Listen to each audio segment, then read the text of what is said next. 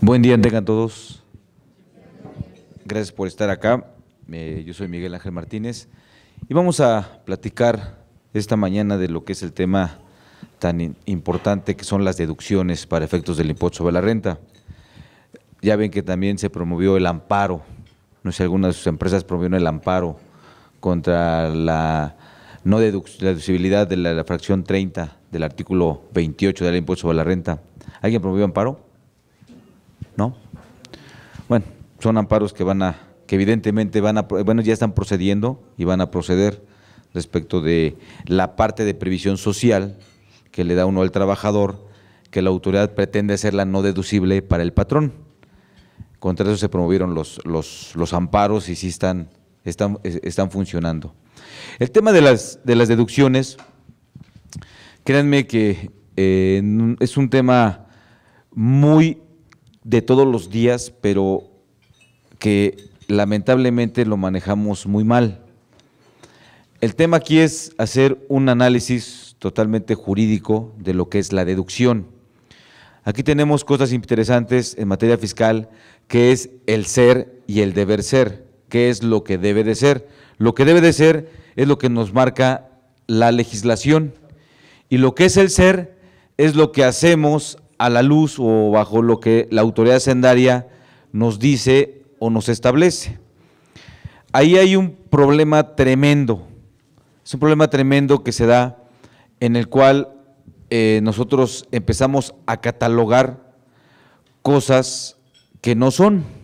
Por ejemplo, ¿qué pasa si por alguna razón, ya sea en este año o años anteriores, una deducción no cumple con algún requisito? ¿Qué es lo que decimos? ¿Perdón? Que es no deducible, ¿verdad? Y ya lo catalogamos así, que es no deducible. ¿Qué es lo que hacemos? Esa deducción que no cumplió con requisitos, ya le cambiamos su nomenclatura, su naturaleza jurídica, y lo mandamos a una terrible y catastrófica cuenta contable que tenemos en los catálogos de cuentas que se llama no deducible. ¿Y a poco no? Ahí la ponen. La pregunta es, ¿por qué? ¿Alguien me puede decir por qué hace eso? ¿Perdón? ¿Por eso lo haces tú? No, yo pregunto, ¿por qué lo hacemos? Y con todo respeto, yo creo que no lo hacemos pensando en eso. O sea, no lo hacemos decir, para darle chamba, voy a abrir esta cuenta y voy a poner esto. O sea, no lo hacemos con eso, ¿sí? Pregunto, ¿por qué lo hacemos? De verdad, ¿por qué lo hacemos? ¿Por qué hacemos eso? Según lo que estamos haciendo, está bien hecho conforme a la técnica contable, conforme a la ley, ¿no? Somos bien legalotes, conforme a la ley. Yo vuelvo a preguntar, ¿por qué lo hacemos? ¿Por qué los contadores hacemos eso? ¿Perdón? Una pregunta. ¿Habrá otro micrófono? ¿Sí? ¿Por qué, perdón? Porque ya está, sobre todo cuando uno está aprendiendo, que llegas a un despacho X lugar, ya está establecido así el criterio, ¿no? Entonces, pues te lo enseñan así y así pues por los siglos de los siglos lo haces, ¿no? Amén. ¿Alguien más iba a comentar? ¿Alguien más dijo algo? Digo, sin miedo, ¿cuál es el tema? A eso venimos, ¿no? A quitarnos el miedo. Sí, contador. Así es, pero ¿por qué? ¿Por qué le cambiamos la nomenclatura jurídica, lo ponemos en no deducible y lo ponemos contablemente en no deducible? ¿Por qué hacemos eso? Bueno, para llevar un... ¿Por qué? Porque es como te comenté, no reúne los lineamientos que nos marca Hacienda, ¿no? Muy bien.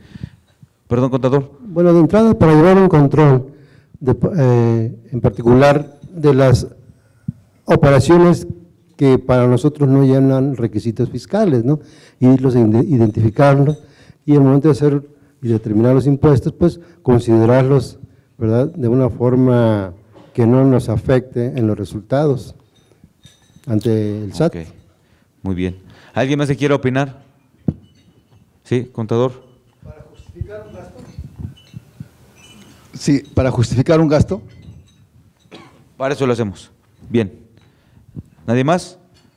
Bueno, la verdad, ¿se han ustedes puesto a analizar actualmente cuántas normas de información financiera se violentan y antes cuántos principios de contabilidad se violentan por el simple hecho de tener la cuenta de no deducibles en una cuenta de gastos?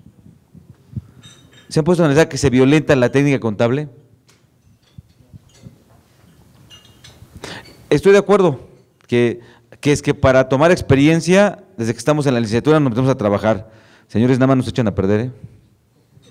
De veras, nada más nos echan a perder.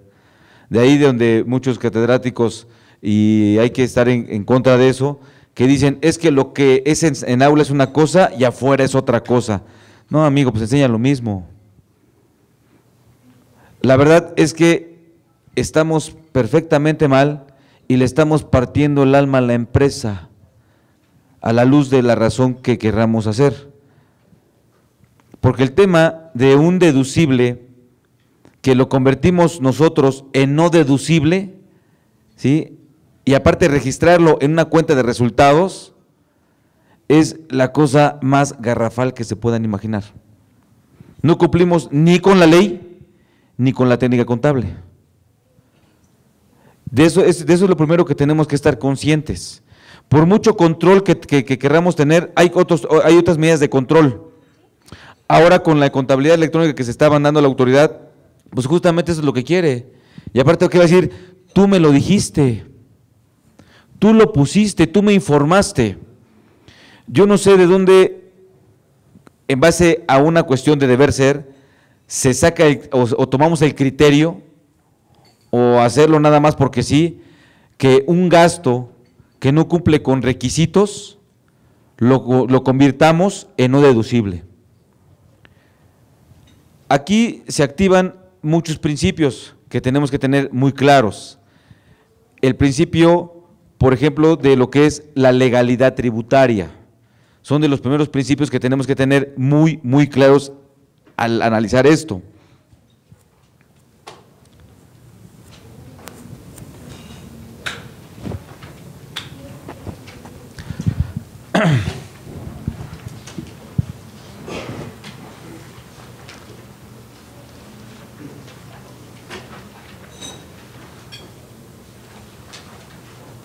Si ustedes ven, señores, el tema de las deducciones tiene un fundamento constitucional que está en el artículo 31, fracción cuarta de nuestra Constitución.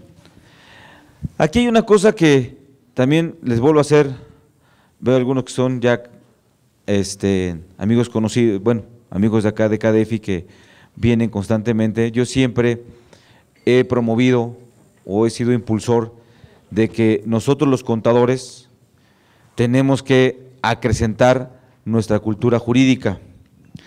Al final del día, lo que estamos tratando de hacer es entender leyes para poderlas aplicar. Ley de impuesto sobre la renta, ley de impuesto sobre el valor agregado, el Código Fiscal de la Federación, aunque no es una ley, pero es un código fiscal, es algo que es legal, está en un ordenamiento que emanó del Congreso. Y para todo eso se requiere cierta información. La ley no es de que la tomo, la leo y se acabó. No, requiere una cultura previa para poder entender lo que la ley dice.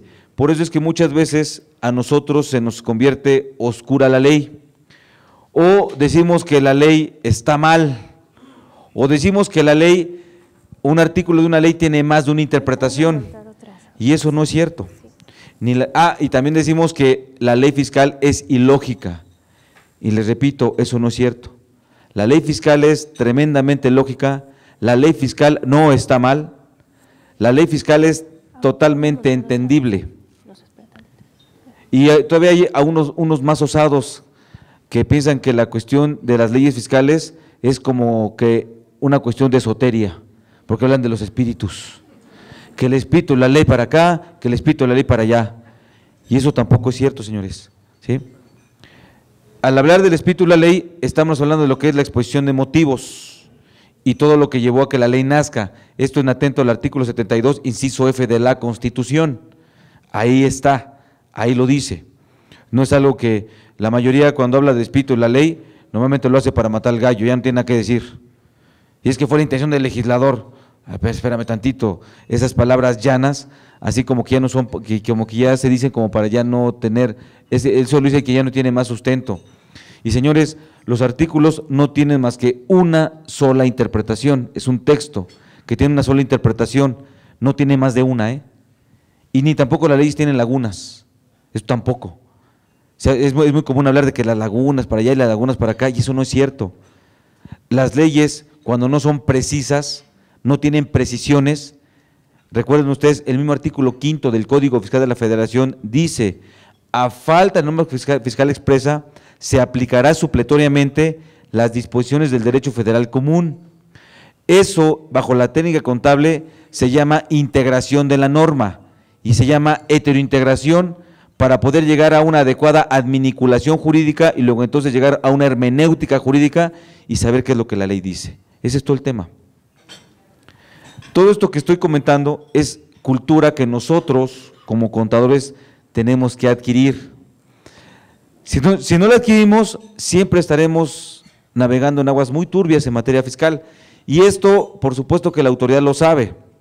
La autoridad sabe que los contadores no tenemos cultura jurídica y nos importa un cacahuate tenerla.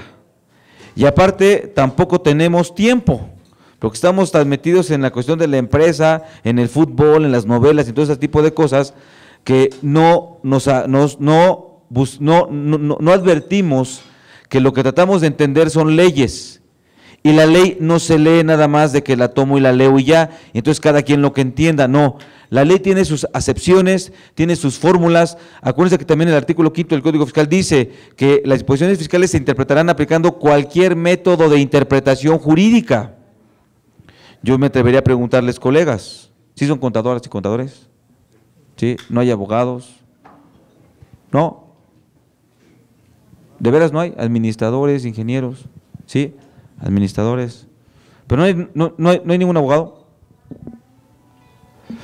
Aquí el tema no es que nos convirtamos en abogados ni mucho menos, es simplemente tener la información que requerimos para poder estar en posibilidad de entender la ley. Ya que la entendí, entonces la puedo aplicar. Señores, si no la entiendo, no la puedo aplicar. Y esto la autoridad perfectamente lo sabe. ¿Por qué creen que hay más de 1,200 reglas misceláneas sin contar anexos? ¿Por qué creen ustedes?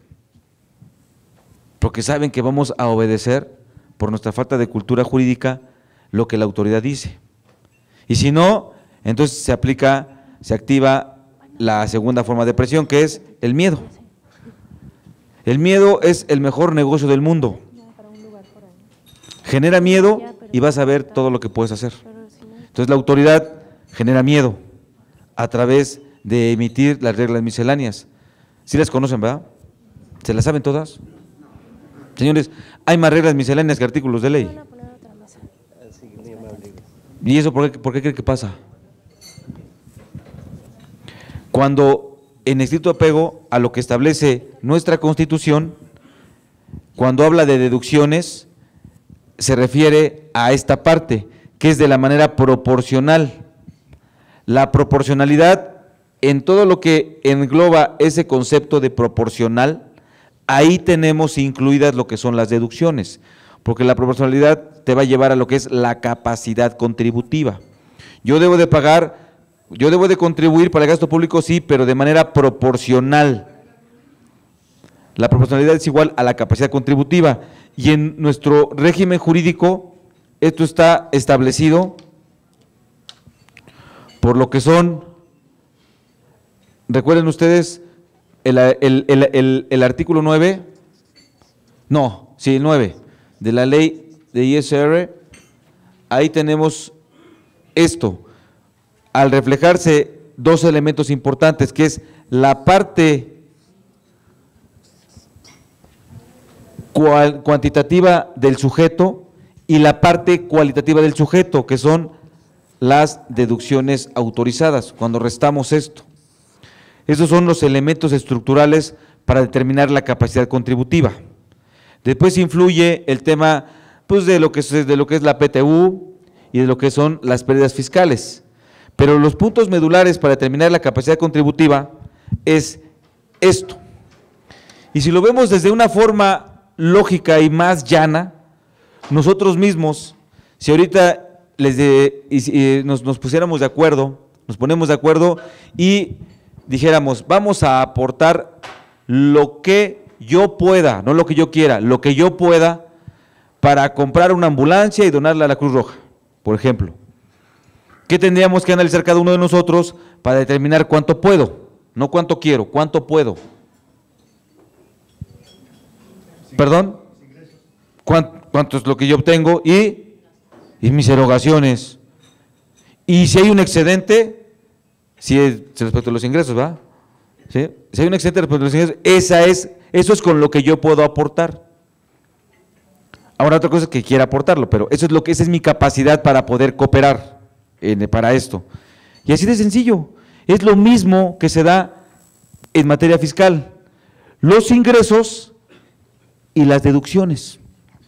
Eso tiene que ver con lo que es la proporcionalidad tributaria, es la capacidad contributiva. Entonces, las deducciones, yo debo de contribuir de manera proporcional, y la proporcionalidad debe estar contenida ¿en dónde? En unas leyes, en lo que son las leyes. Y para que una ley sea ley, pues tiene que cumplir todo un proceso. Ese proceso está en el artículo 72 de la Constitución. Y ese proceso lo puede hacer solamente quien está facultado. Y quien está facultado es el Congreso de la Unión, en atento a lo que establece el artículo 73 de la Constitución. Entonces vean cómo para todo siempre hay un fundamento legal. Esa es otra cosa importante. Señores, en fiscal, tú abres la boca, di en dónde lo dice. ¿Sí? Aquí no hay que, por mi experiencia y di en dónde lo dice. Siempre el fundamento legal. Y el fundamento legal, evidentemente, está aquí en las leyes.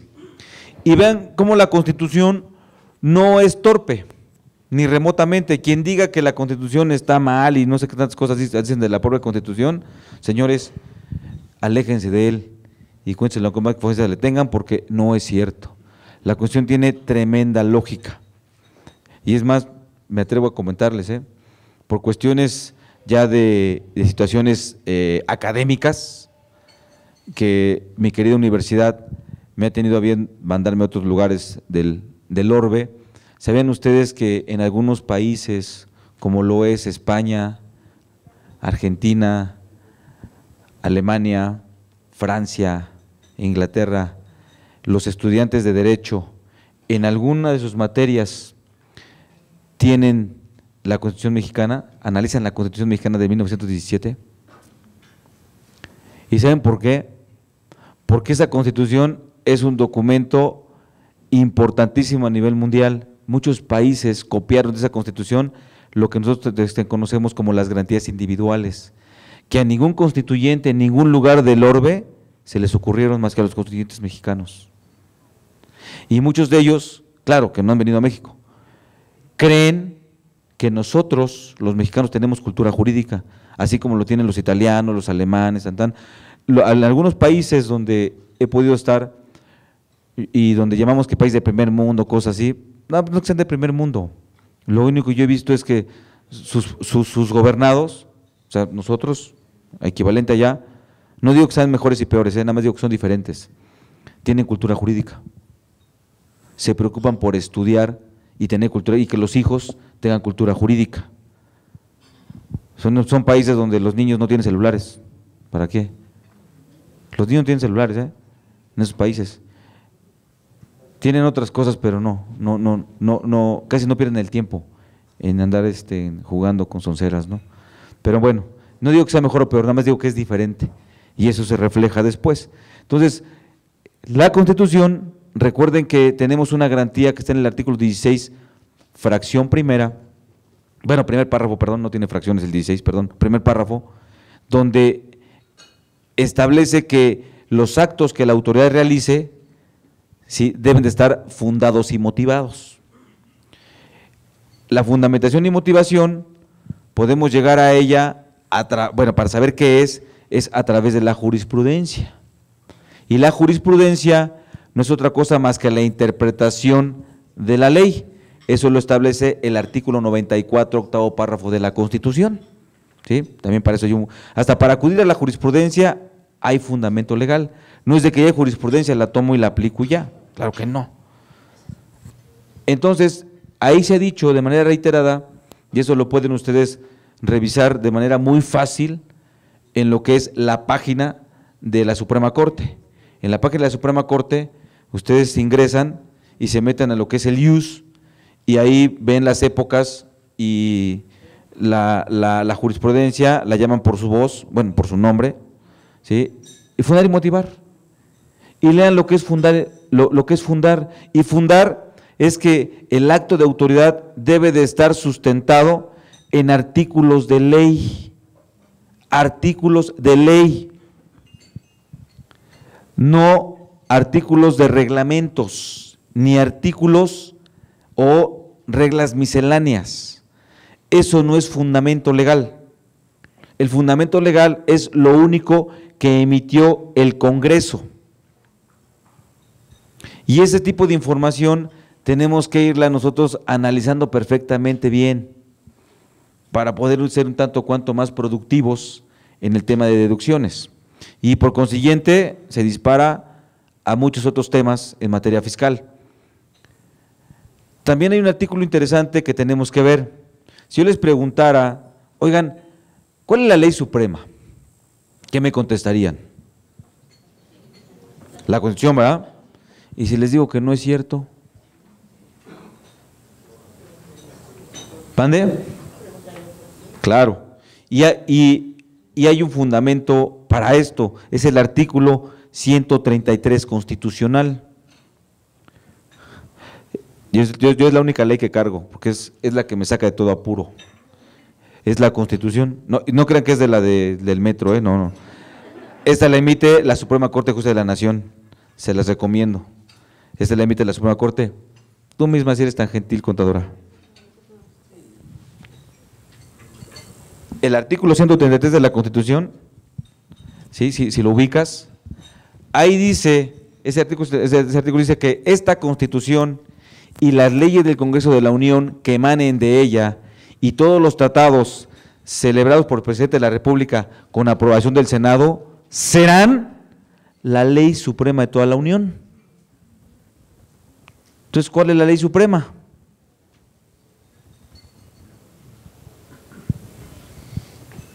Y de veras así dice, ¿ya lo encontraste? Después de 132. No, es para apoyarle tantito. Después de 132 está el 133, ahí está. ¿Ya casi?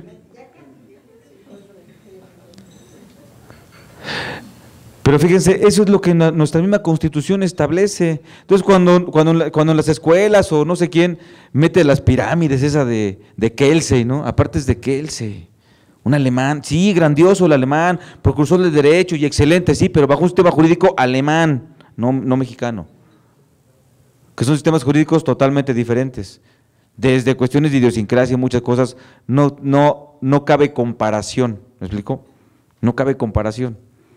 Entonces, bajo un sistema jurídico alemán, pues está padre la pirámide, sí. ¿Ya lo leíste? Perfecto. Sí estaba después del 132, ¿verdad? Sí, claro. Eso. Y antes del 134. Ya ves, si sí sabías. Sí, claro, ya desperté. Fíjense Buenos lo que días. dice, si eres tan Buenos gentil, por días. favor, contadora. Con todo gusto. Esta Constitución, las leyes del Congreso de la Unión que emanen de ella y todos los tratados que estén de acuerdo con la misma, celebrados y que se celebren por el Presidente de la República con aprobación del Senado, será la ley suprema de toda la Unión. Hasta ahí. Pues después habla que los jueces se van a ajustar a todo eso. Señores, ¿cuál es la ley suprema según la Constitución? Nuestra Constitución, ¿eh? ¿La Constitución y todos los tratados? Claro. Entonces, ¿cuál es la ley suprema? Todo el sistema jurídico, todas las leyes. ¿Y esto por qué? Porque la misma Constitución, bajo lo que se llama Estado de Derecho, donde nadie está ni por encima ni por debajo de la ley, no podía decir yo valgo más o yo soy más, no lo puede decir y no lo dice. ¿Me explico? No lo dice. Entonces, ¿cuál es la ley suprema en materia de impuesto sobre la renta? La ley de impuesto sobre la renta. Y ahí dice, ¿verdad?, que emanen de ella y estén de acuerdo con todos los tratados. No, eso habla de tratado. Pero cuando habla de las leyes, la ley del Consejo de la Unión que emanen de ella, ¿no? Entonces, cuando la Constitución dice eso, se está refiriendo a las leyes que emanan del Congreso. Señores, ¿las reglas misceláneas emanan del Congreso? No. Entonces, ¿qué estamos haciendo? No. Aplicando incluso mal. La regla miscelánea es la nada jurídica. La nada jurídica. No tiene, es más, no es jurídico ni siquiera. Vaya, o sea, no es nada. Porque es un ordenamiento que emana ¿de quién? Que se llama Sistema de Administración Tributaria, que depende de una Secretaría de Estado. Y una Secretaría de Estado que coadyuva al Poder Ejecutivo a administrar. Es eso. Tenemos que hacerle caso cuando nos convenga. Ah, claro, sí. Cuando nos convenga. ¿Alguien trae un código fiscal de la Federación? Ah, no. ¿Por qué nunca traen sus leyes?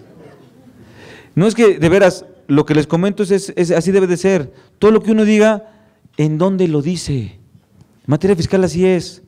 Todo debe tener un fundamento legal. Nada está por la experiencia o porque me pasó 20 veces o porque yo creo, o porque lo soñé o porque yo entiendo de la ley eso. No, hay que entender la ley lo que hay que entender la ley.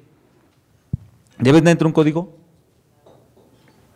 ¿Me creen que digo? Ah, sí, perfecto. ¿Me puedes apoyar, por favor? Ya se me olvidó qué artículo iba a ver. Con respecto a las reglas misceláneas.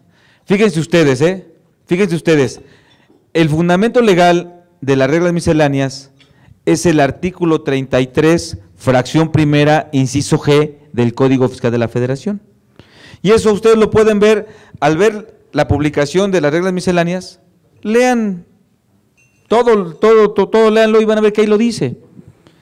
Es el artículo 33, fracción primera, inciso G del Código Fiscal de la Federación.